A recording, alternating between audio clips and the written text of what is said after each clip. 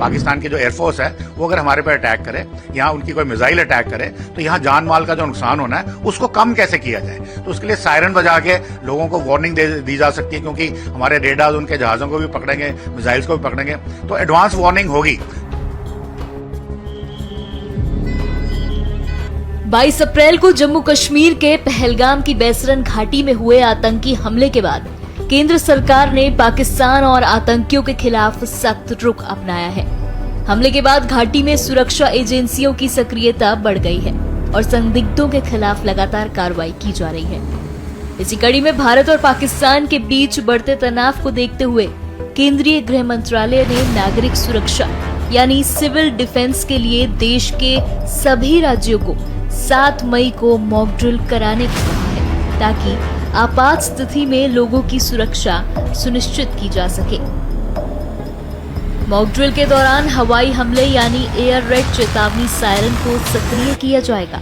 इस बीच सीमावर्ती इलाकों में सुरक्षा की पूरी चेन हाई अलर्ट पर है। मॉक ड्रिल के दौरान आम नागरिकों, छात्रों आदि को प्रशिक्षित किया जाएगा कि अगर किसी तरह का हमला हो जाए तो वो खुद को कैसे सुरक्षित रखें। इस दौरान ब्लैकआउट की व्यवस्था भी की जाएगी। देखिए, जिस तरह के जो माहौल बने हैं पहलगाम मैसेकर के बाद, भारत का रवैया बड़ा क्लियर है कि भारत ने उसका बदला पक्का लेना है, और बदले में एक ऑप्शन वॉर की भी होती है, और यदि वो वॉर की ऑप्शन एक्सरसाइज हो जाती है या एस्केलेशन ना चाहते हुए भी हो जाती है, तो दोनों तरफ को तैयार रहना ही जरूरी है। पाकिस्तान की भी आर्मी, नेवी, एयरफोर्स इस वक्त पूरी तैयारी पे है, पूरे अलर्ट पे है। उसी तरह से भारत की नेवी, आर्मी, एयरफोर्स भी पूरी तैयारी पे है। अब अगर भारत की तरफ से कोई वार होगा तो पाकिस्तान भी रिटेलिएट करेगा, और रिटेलिएशन के तरीके क्या हैं, वो हो सकता है आपके काउंटर वैल्यू या काउंटर फोर्स टारगेट्स पे करे, कि आपके शहरी इलाकों में भी कोई मिसाइल गिर सकती है, कोई हवाई हमला हो सकता है, उसमें कोलैटरल डैमेज होगी और सिविलियंस की जान माल की नुकसान हो सकता है। और जब लड़ाई लड़ते हैं तो ये सिर्फ आर्म फोर्सेस लड़ाई नहीं लड़ती हैं, ये लड़ाई भारत के शहरी भी, पूरा का पूरा देश मिलकर लड़ता है, और शहरियों का भी कुछ उसके रिस्पॉन्सिबिलिटीज होती हैं। तो उस केस में अगर ये हमारे ऊपर हमला होता है तो पहले हमने पैसिव एयर डिफेंस मेजर्स लेने हैं अगेंस्ट एनिमी एयर।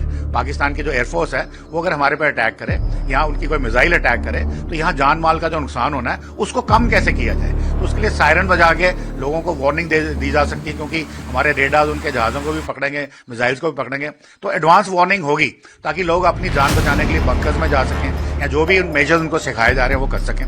दूसरा, ब्लैकआउट ड्रिल्स हो सकती हैं कि रात को अगर भारत का दुश्मन का जहाज आए तो उसको एग्जैक्ट टारगेट ना मिले, और दिन के टाइम तो हमारे लोग भी वहां होंगे, हमारे हवाई जहाज भी उनको पकड़ सकते हैं। तो इस तरह की जो ड्रिल्स हैं वो करनी जरूरी है, ताकि लोगों की जान, अगर कोई इंजर्ड हो जाता है तो उसको फर्स्ट एड कैसे देनी है, उसका हवाई जहाज इवैक्यूएट कैसे करना है हॉस्पिटल में, ताकि जान और माल की जो क्षति है वो कम से कम की जा सके। तो ये एक ड्रिल्स एक नॉर्मल प्रेपरेटरी स्टेज में है, एक प्रिकॉशनरी चीज है जो सबको जरूर करनी है, specially the states of Gujarat, Rajasthan, Punjab और जम्मू एंड कश्मीर।